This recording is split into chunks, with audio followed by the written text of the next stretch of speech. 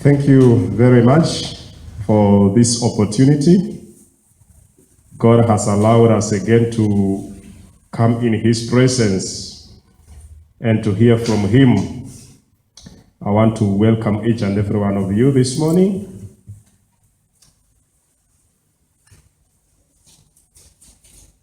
Let us open in the book of Luke chapter 5.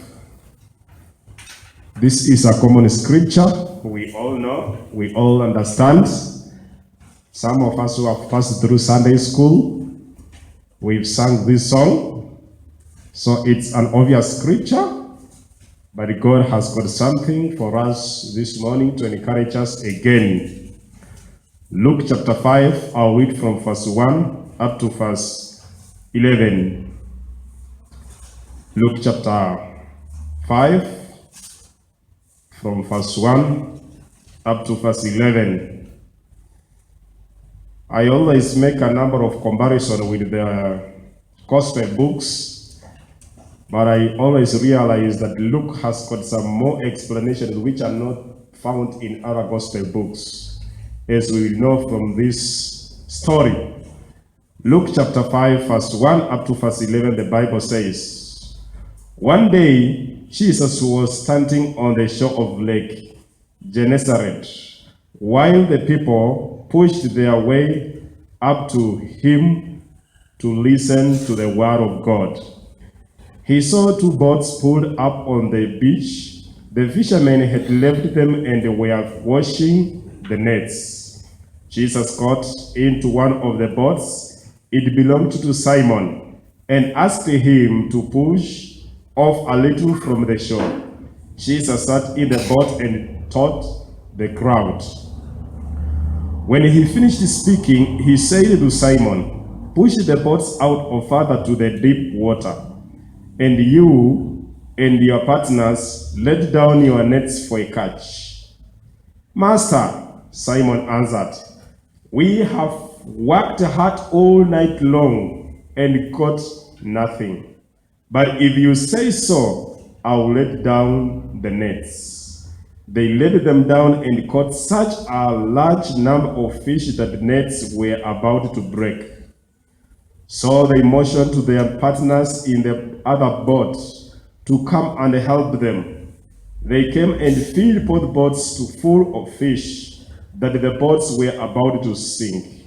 When Simon Peter saw what had happened, he fell on his knees before Jesus and said, 'Go away from me, Lord, I am a sinful man.' He and the others with him were all amazed at the large number of fish they had caught.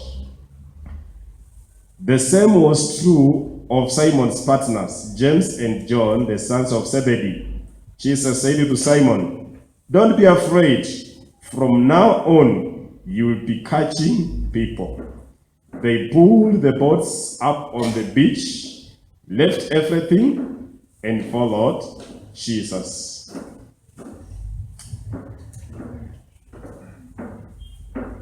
In the book of Luke chapter 5, we are encountering a story where Jesus is calling his disciples. And with Luke, the Bible says Gennesaret is another word for Galilee.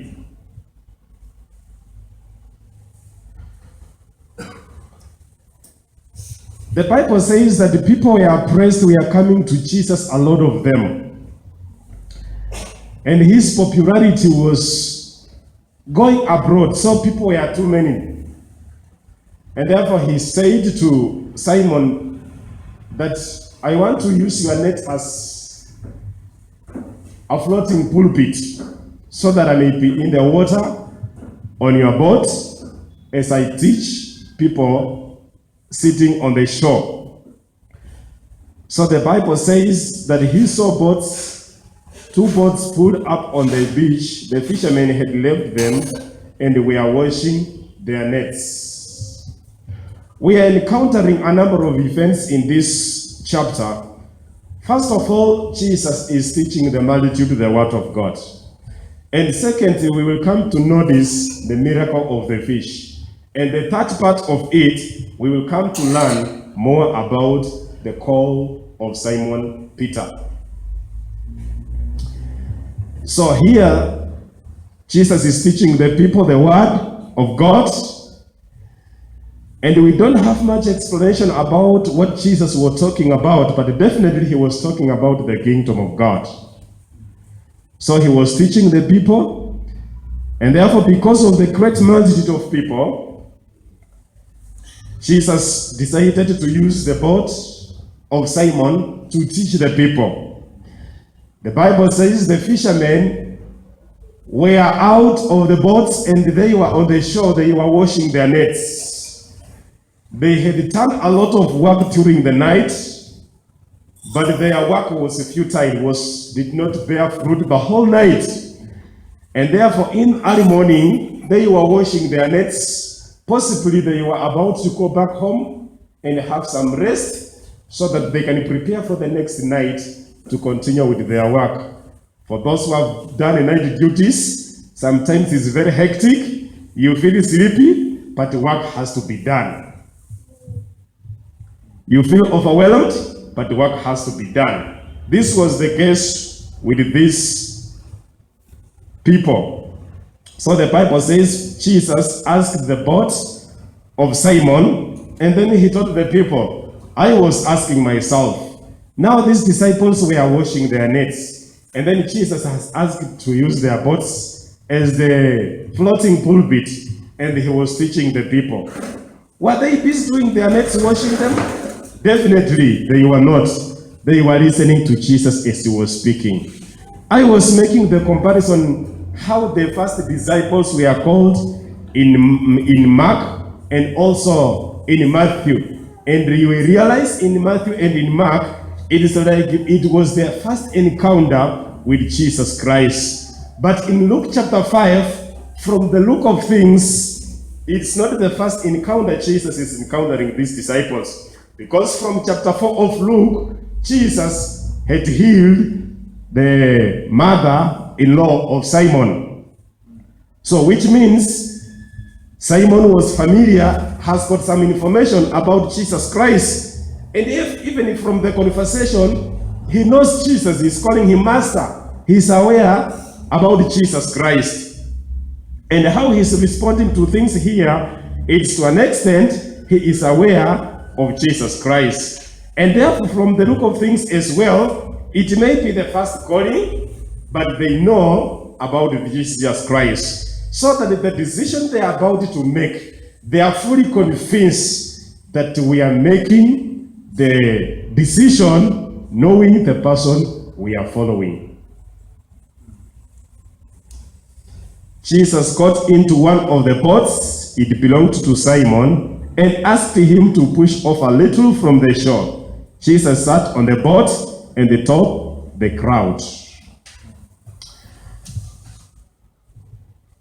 Jesus is using the boat of Simon to teach the multitude of the people. Maybe in one way or another, Jesus wanted these disciples to learn something about what he was doing.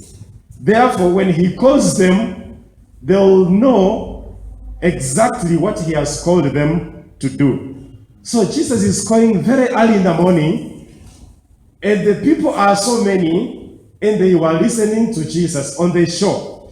But because of the great multitude of people, Jesus decides to go on the boat of Simon, asks Simon to give him the boat, and then he sits on the boat.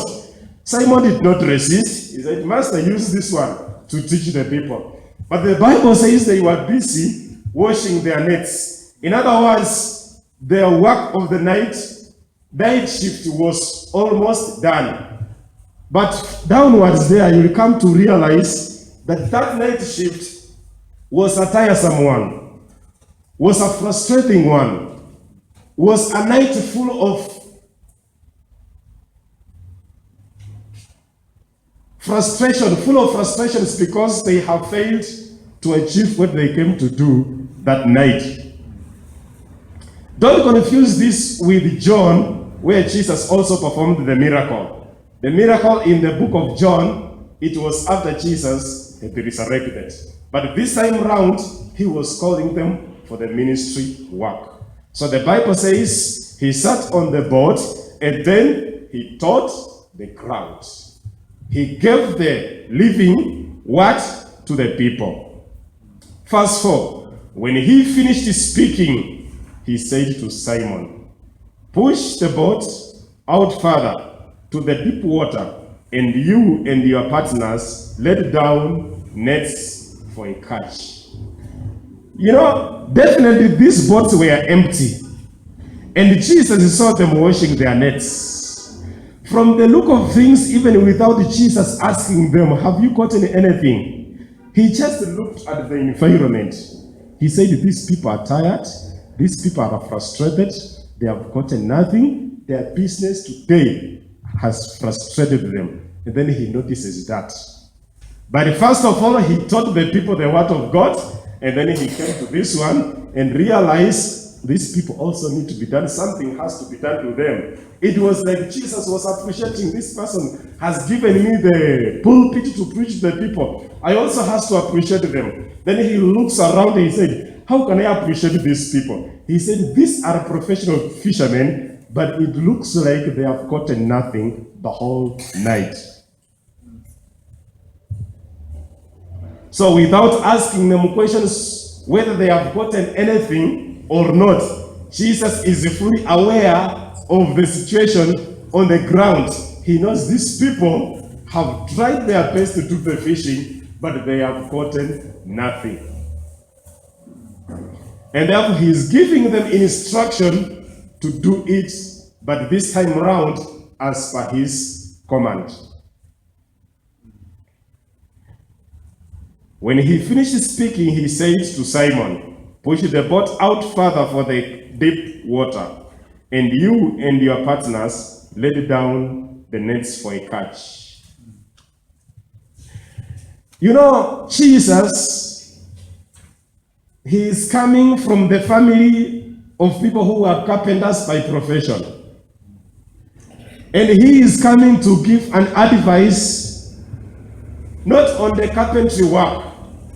He is coming to give an advice on fishing, and not to ordinary people. He is giving an advice to professional fishermen, people who understand how fishing is done, what is the right time to do fishing, and how it is done. So he is telling them, push your nets deeper, and you will catch some more fish. It was not making sense to Simon. Simon was having some questions about Jesus. You are a carpenter. We are fishermen by profession. It's like they were over 30 years. And for all from my childhood, this is the work I have been doing. And for us to be successful, we have been doing like this. These are the right time for us to do the fishing. But Jesus is giving a new command which is not making sense to their mind. Sometimes the word of God doesn't make sense to us. It's only us to obey. Even if it's not making sense, what is needed from us is total obedience. It's not adding up, it's not reasoning, but just obey. Master, Simon answered, we have worked hard all night long and caught nothing. But if you say so, I will let down the nets.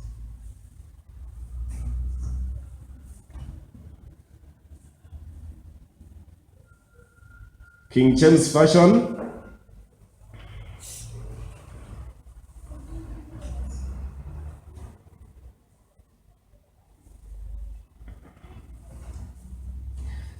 And Simon answering said unto him, Master, we have toiled all the night and have taken nothing. Nevertheless, At thy word, I will let down the nets. Simon is giving Jesus the true picture that you don't know, Master, what you are talking about. This work you want us to do again, we have done it the whole night. It has been fruitless the whole night. The whole night has got like 12 hours. For 12 hours, we have gotten nothing. And you are telling us we do it again. It is not night. And what I know, fish are available only at night. During the day, the crowds are here. It is daytime, there is light. Fish have got hidden themselves. You cannot find fish this time of the day. And he's giving more reason. We are tired. Even if I were Simon Peter, we could have given a lot of reasons why we should not do it again. Somebody has come from the night shift and then he's being given other responsibility to do. But they were not adding up. They were not making sense to him. Jesus is telling them, put down your nets again. Simon could have said, no, we are done with today's work. We have been disappointed today. Let us try next day. And because they were washing their nets, they would have said, today we have reached a point of no return. It's over for today. We are exhausted. We are tired. Our skills have come to an end. Our knowledge has not brought any fruit for us today. But Jesus is giving a command. In other words, this time around, 12 hours, knowledge has not bear fruit.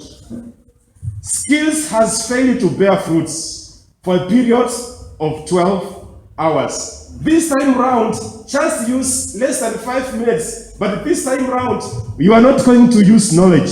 You are not going to use skills. You are going to apply obedience to my word.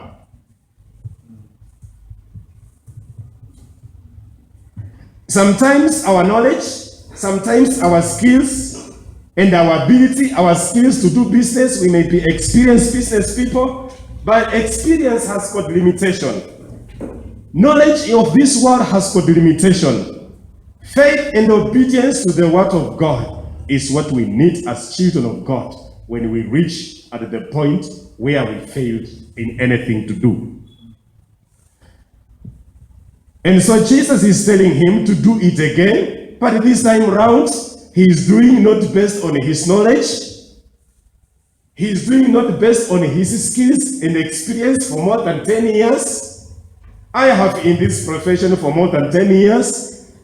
I know what time is best, and I know very well fish, you are supposed to catch them at night. And so what you are commanding me, they are not making sense. They are not adding up at all. Daytime this morning, you can't find fish. I know, I have the experience.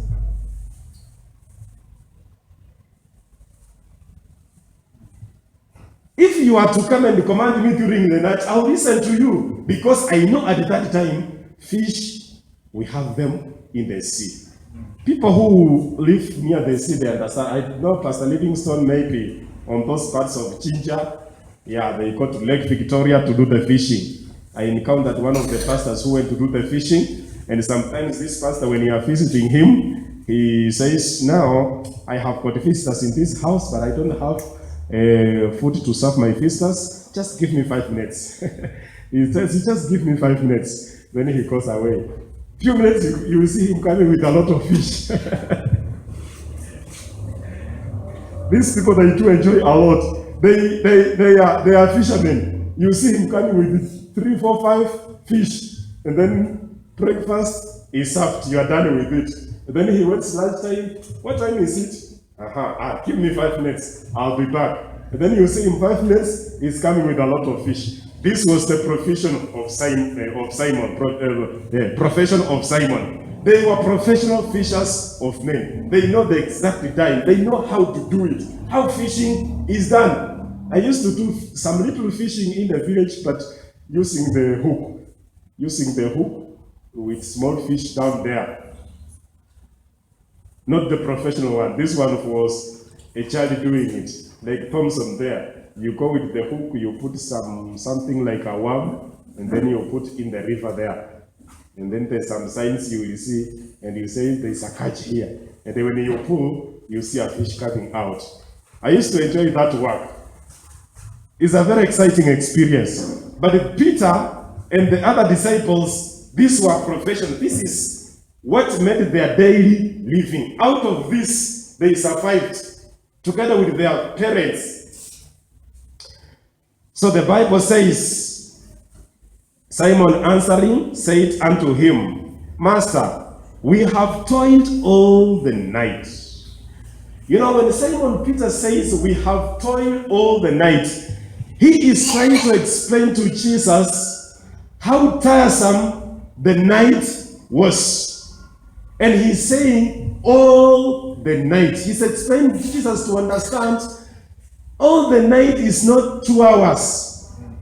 All the night is not 3 hours. It's almost 12 hours. We have done this for a period of 12 good hours of the night.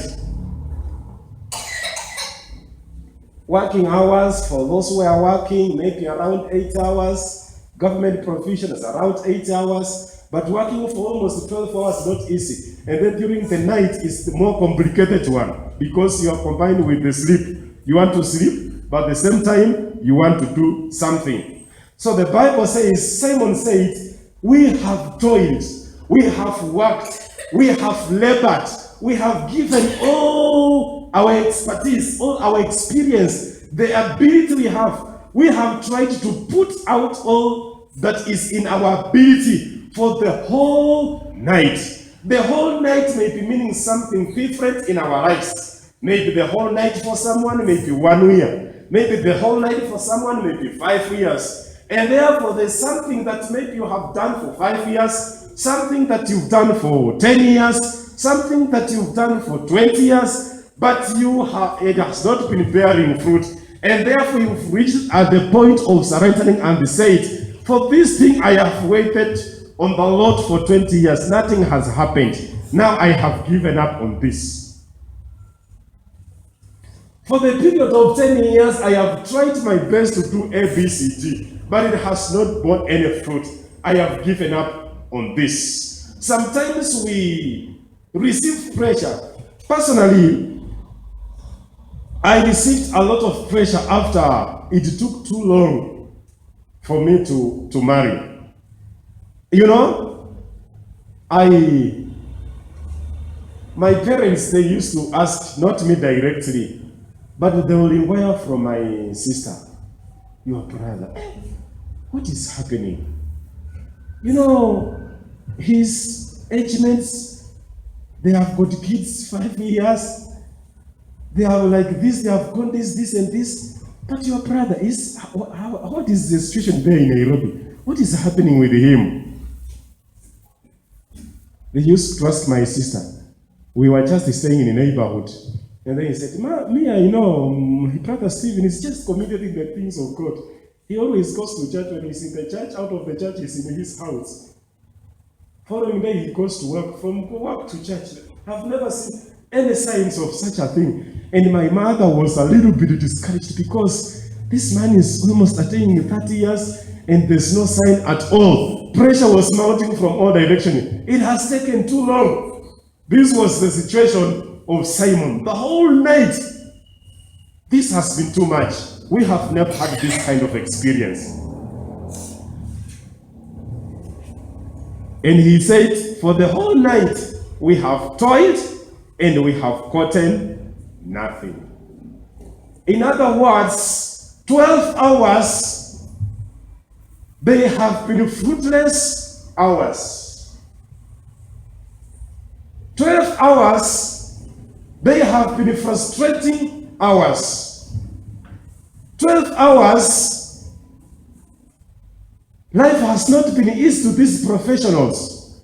Business has not been easy. These were successful professional and business people who knows the right time to catch. They know very well this time. When we just release our nets, within few hours, we will be back home. But this time round, the whole night. Those fishermen, they know exactly the right time. Even at night, it's not the whole night. They know the exact time during the night. Now this time round, this one, fish are just here. Let's throw our nets. They know it very well. But this one, for the whole night, their experience was not bearing fruits. Their skills was not bearing fruits. And therefore they needed something extra for them to bear fruits. This time around it was so different. People who have been fishing, they have been catching some good fish, but this time around, it's like it was their first experience. They have never experienced this. And they were washing their nets. Washing their nets is a simple showing that they had given up on those 12 hours.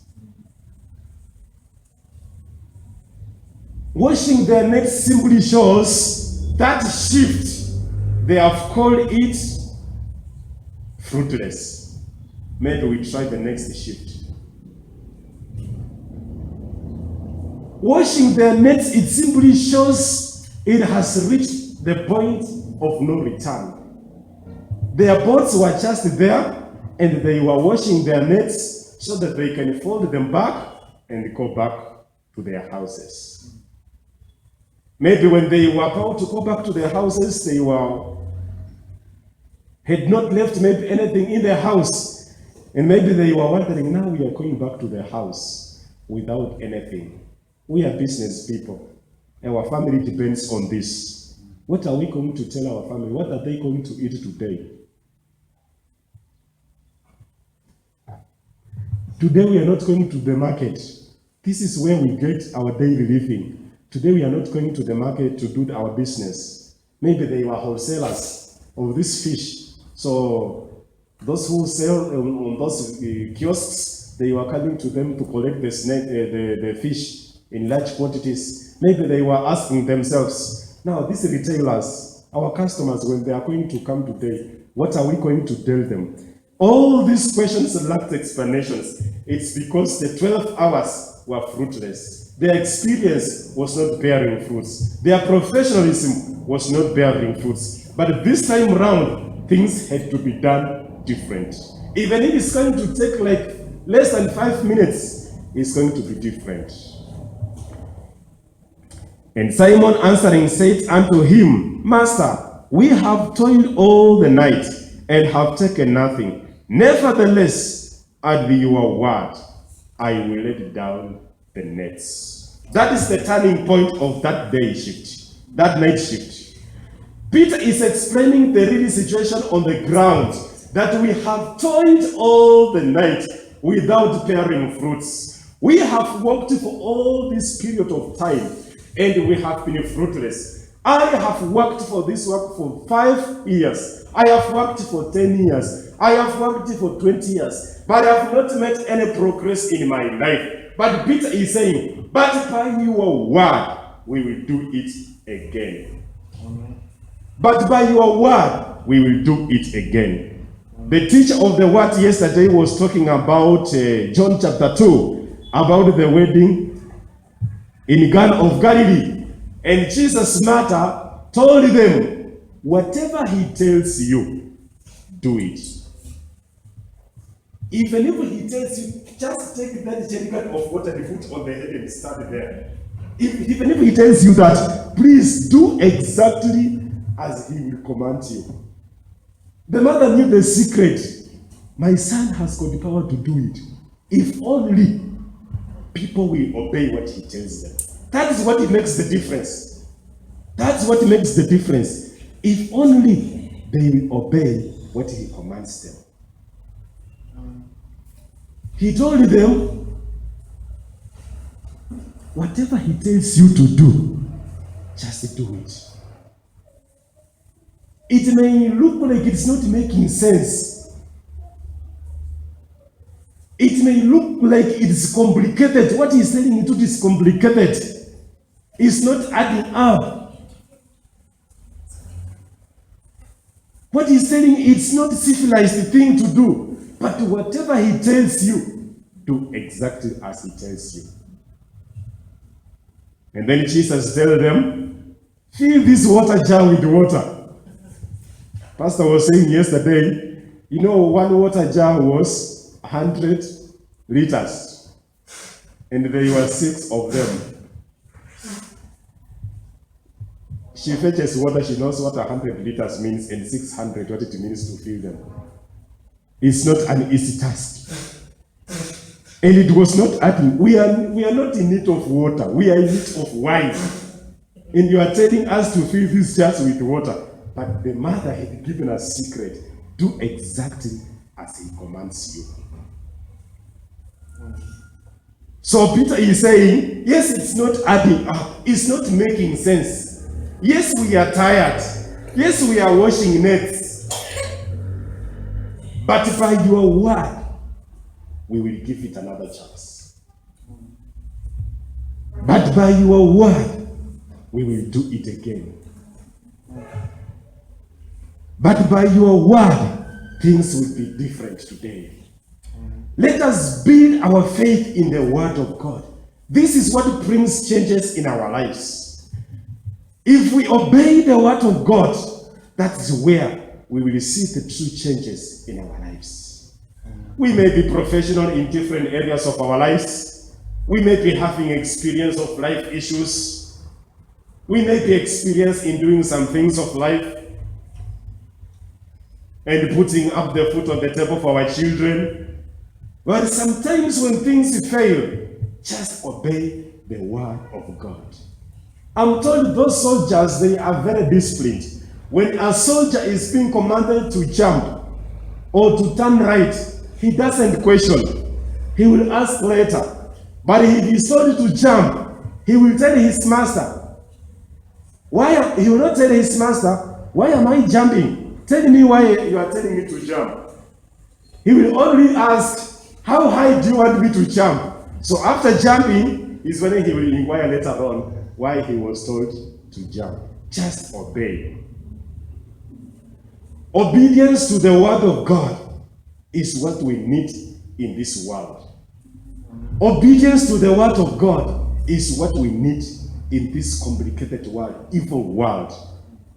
Abraham obeyed, and it was counted unto him righteousness. This was righteousness which was not as a result of the acts of the law. This is the righteousness which comes as a result of obedience to God, as obedience to the word of God. This world was created as a result of the word of God. This is where God's ability is. The word of God became man and dwelt among men. In the beginning, there was the word, and the word was God, and the word was with God. That word became flesh and dwelt among men. That word was the light of the world. The word of God is everything in our lives. When we have got the word of God in our lives, we have what we need in life. Peter is saying, nevertheless, at your word, we will let down the nets. And when they had done this, they enclosed a great multitude of fish, and their nets break. Other versions, their nets were almost breaking. Immediately they obeyed the word of God. I want you to see the difference between faith and profession. Faith and experience of this world. Experience has worked for 12 hours, 12 fruitless hours. But faith within seconds, nets were about to be broken. It's because of believing what God has said. Even if it is not adding up.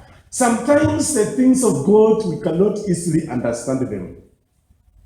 They looked to be kind of childish. They know that, especially people who are learned, they don't make sense to them. The word of God. What is expected of us is obedience to the word of God. A greatest problem that we have is reasoning too much with God's word. is reasoning too much with God's word.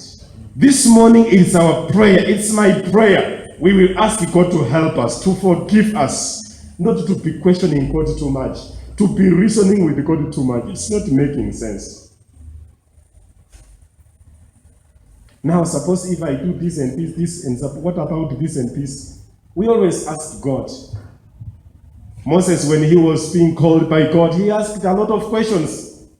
God was assuring him, go, I am sending you to Pharaoh.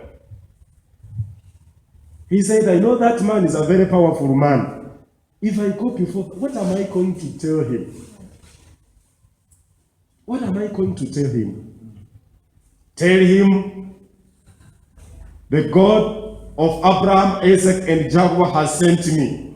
Let the people of Israel go and worship their God. He is giving a lot of it. But I am a stammerer. I cannot speak well. Please perform some miracle for you to confirm to me that you are going with me. I want total assurance from you. How many times have we asked God for assurance of many things? He assures you today, he assures you tomorrow, but you still question him for assurance. Blessed are those who believe, even without seeing.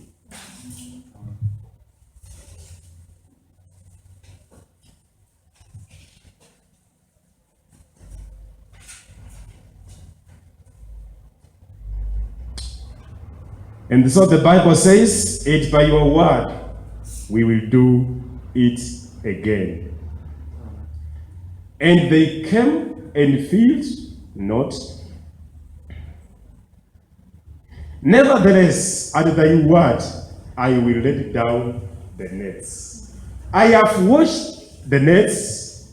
I am done with today's shift. But because you have spoken,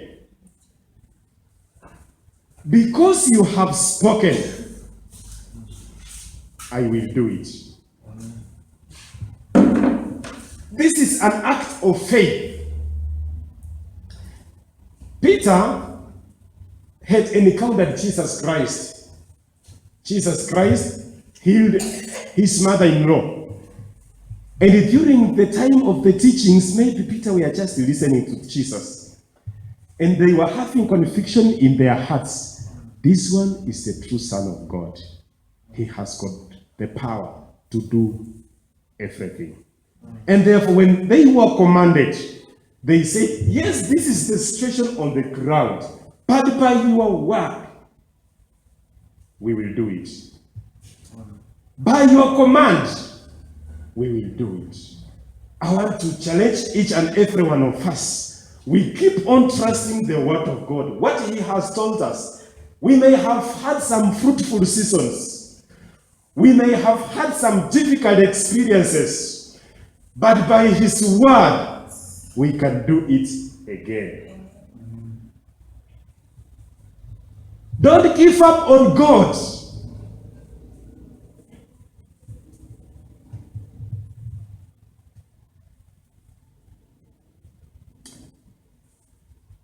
And when they had this done, they engrossed a great multitude of fish, and their nets broke. You know, immediately Peter obeyed Jesus and threw the nets.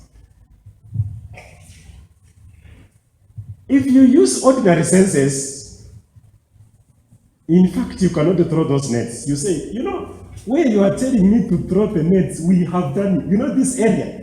The whole night we threw nets here, here, here. All this area, we have done it. There's nothing here, there's no fish there. But this one, they were not using, now they are reasoning. Yes, we have thrown our nets here and we've gotten nothing. But by your word, we will throw there. You know, you go beyond reasoning. But I have done this business before and I went bankrupt. I did the same way before and there was nothing at all. But by your word, we will do it again. And they got a lot of fish. To an extent, their nets were breaking. Now, this time round, faith has worked what experience never worked. Their nets were almost breaking, This was as a result of faith.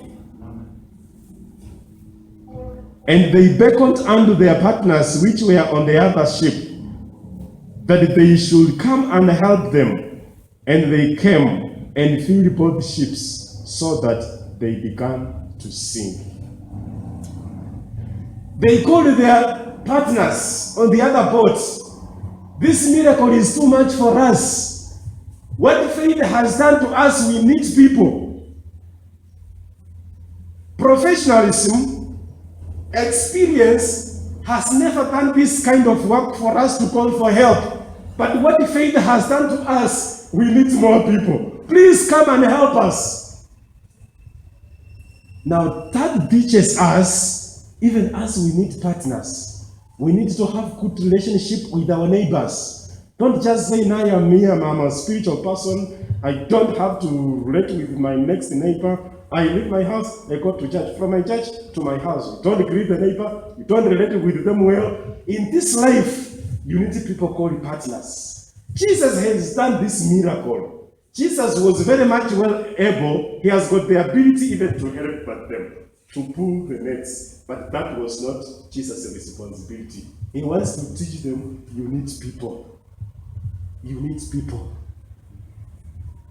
Some things in life, God has got his area. You also need people. Relate well with people who can stand with you in some areas. Not that they are trusting them, but they can help with. Jesus was there, and the Simon we are calling the partners. Please come and help us. Jesus is a miracle worker. He has done that miracle. He was very much able even to do the miracle of pushing the nets to the shore. But he said, "I have done my part. The next part, you and your partners. You have got other part to do." We need to have godly wisdom to understand when we are working for God, there is a role that God plays in our lives. And there is other role. God gives us wisdom to bring the right people to us. Moses was doing too much work and he was very tired to do the work of God. But Jethro said to him, "My son-in-law, this work is too much for you. You will die earlier than your time. If you continue saying, 'I'm spiritual, I'm doing the work of God, God is going to give me strength, I'm going to do it alone,' you will get tired earlier. You will be weary. What you do, call all the leaders, elders of the children of Israel. Put some of your spirit upon them, so that some of these matters, they will do it for you. They will make your work easy." We need people to do the work of God. We can't do it alone. We need people. Peter said, "Come and help us. The nets are breaking." And they came. And the Bible says they filled both the nets. They filled both the boats. And the boats were full. Two of them were full. Almost about to sink.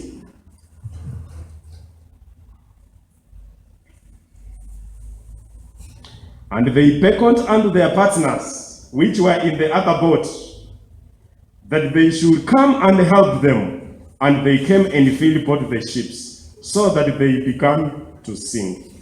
When Simon Peter saw it, he fell down at Jesus' knees, saying, "Depart from me, for I am a sinful man, O Lord." You know, the second part of this event, the first one was Jesus teaching the people. This second one was a miracle of the catch of fish. But it is ending where Peter is coming to a point of recognizing himself. Peter is being brought to the level of humility to recognize this is the Son of God. Maybe you and me, you could have expected after that catch of fish, you run to your house and say, "Where today? The means of transport to our house." You would have looked for the means of transport without considering another thing. Then you run away today. We are going to the market. You call your customers directly, "Please, come today. We have got a good catch. Come, all of you come today. If you're a wholesaler, you call them, come. Immediately I reach home, let me find you there already. Because today I've gotten a lot of fish. But the Bible says this miracle brought Peter to his knees. And he recognized that Jesus is the Son of God. He came to the point of recognizing, now I need to build a relationship with this man. Some people, if a miracle happens to them, that is the end of their Christianity life. Some people, when God bless you with a car or just some little money in your account, that is the end of commitment to the word of God. You see them now saying, no, I have suffered a lot. Now I need to relax and enjoy life. I need to relax and enjoy life. My family today, we are going to where? Kempinski. We are going to take dinner in Kempinski. You will not see him in Bible study that evening. He's going to relax. Just the small miracles, they push some people away from God. Today God has blessed me with the money. Today at work, I have been given a good amount of money. Let's go for vacation somewhere. At least we need to relocate. No, we will no longer stay in satellite. Let's look for a place. We need some privacy. We need some privacy. Let's look for a house in Kileleshwa. And therefore, even you will change the church. No, we need to go to church where there's some parking. There's some good parking. We have got 20 vehicles there. You say you go to your class. Few miracles, they take you away from God. But Peter, after the miracles, they did not leave Jesus. He went down on his knees. He said, oh God, I am a sinner. Miracle should be an opportunity for us to build a better relationship with God. When God has blessed us, that should be an opportunity for us to be closer and closer to God.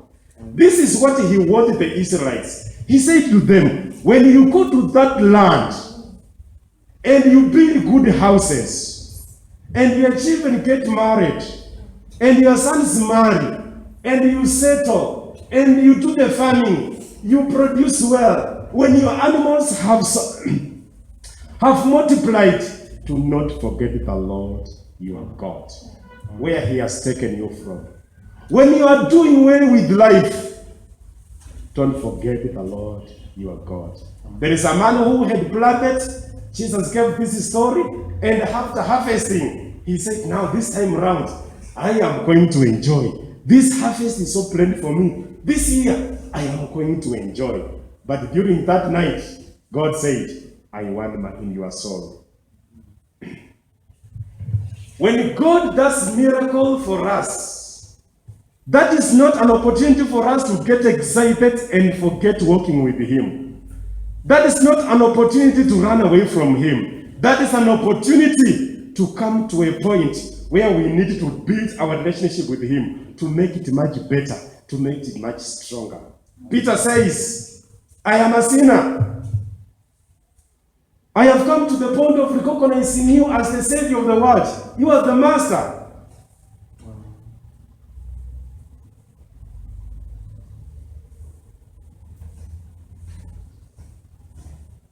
And it came to pass when he was in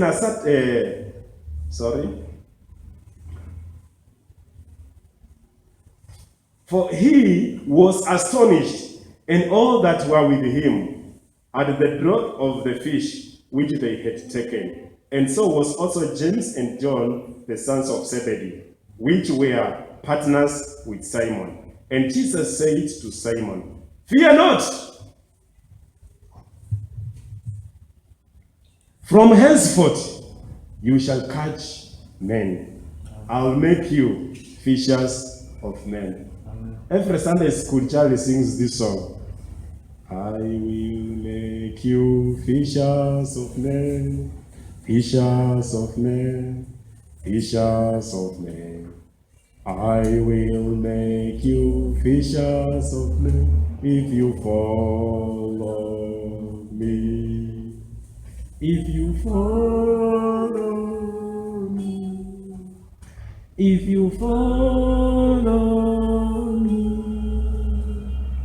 I will make you fishers of men if you follow me. This second event is ending with Peter confessing. Is ending with Peter coming to the point of recognizing himself. But Jesus is telling Peter, do not fear. In other words, Jesus is telling Peter, just as you are, please just come. People sometimes will do things we have done good things so that we receive the grace of God. No. We already received the grace of God even while we were, the Bible says, while we were yet sinners, Christ loved us. Not that we became righteous, then he loved us. While we were yet sinners, he did for us. Peter has gotten a lot of the catch. And Jesus is telling him, do not fear. Just as you were, come. And he's saying, from today, I will make you fishers of men. You know, this kind of experience is like Jesus was teaching Peter, if I just tell these people, I will make you fishers of men. You know, making fishers of men, it simply means you will not use your ability to fish men. It is through my ability that you will be able to fish men. But he is proving this ability by helping Peter to catch fish. And therefore, Peter is coming to a point of recognizing this man is not a fisherman by profession. Yet he can be able to do such a thing. I catch a lot of fish. I am a professional in this area, but he is helping me. Therefore, when Jesus is telling him, I will make you fishers of men, Peter can really trust this one who is not a profession, yet he has done this to me. Yes, what he is saying, he will do it. It's not because of my ability. I have never done fishing of people, but because he has said, I will make you. It's not because of our ability. God does not call, somebody said, God does not call the qualified. He qualifies the called or something like that. It's not that you are so much qualified, then God calls you. It's not that you are so much eloquent, you can speak so well, then God tells you come. No, even if you are a stammerer, you don't speak, he calls you, then he perfects you for his work. So this morning, people of God, I want you to be encouraged, knowing that God is calling us for this great work. But for us to do this great work, it's my prayer that we will no longer question God when he tells us to do his work. And the Bible ends.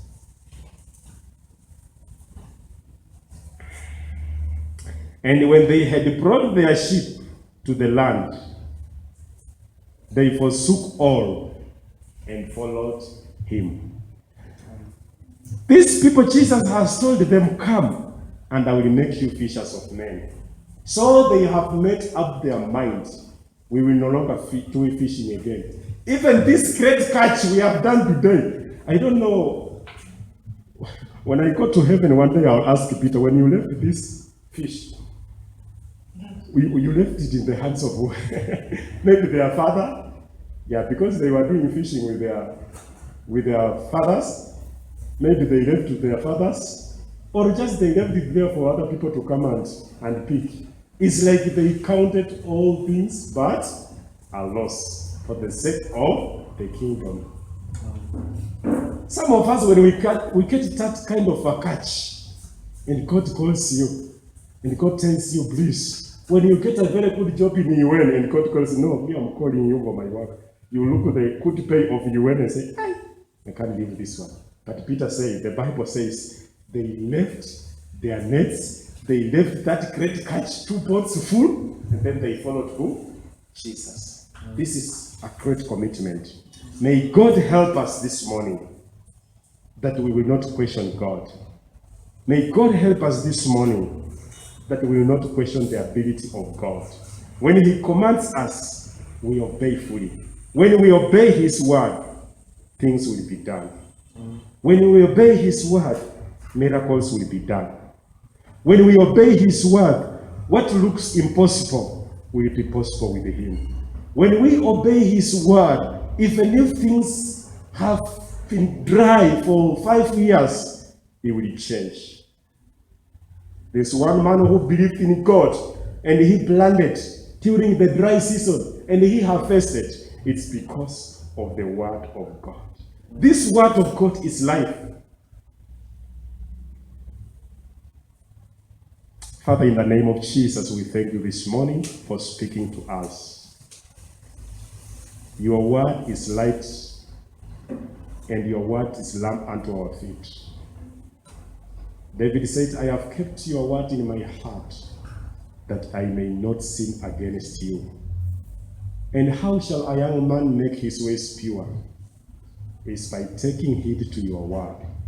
Help us with the help of your Holy Spirit, that we will not doubt your promises, that we will be obedient to your word, whatever you speak to us. Forgive us for not believing in you. Forgive us for being doubtful, for questioning you, for reasoning with you. Help us to be totally obedient to your word. Blessed be your holy name. In Jesus' name we pray. Amen. God bless you.